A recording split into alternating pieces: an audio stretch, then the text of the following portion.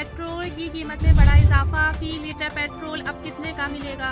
हुकूमत ने इस बार भी पुरानी रिवायत दोहराते हुए गरीब आवाम की कमर पर महंगाई का भारी बम गिरा दिया है। फी लीटर पेट्रोल की कीमत में एक साथ 35 रुपये का इजाफा कर दिया गया।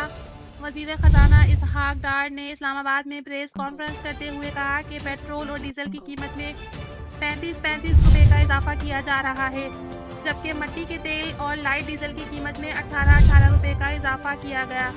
दीगर मसनूआत की कीमत वाज़ा रहे कि 35 रुपये इजाफे के बाद फी लीटर पेट्रोल की नई कीमत 249 रुपये 80 पैसे, जबकि डीजल की कीमत 262 रुपये 80 पैसे हो गई है। नई कीमतों का इतलाक 18 रुपये के इजाफे के बाद मिट्टी के तेल 179 रुपये 83 पैसे, जबकि लाइट डीजल 187 रुपये का मिलेगा।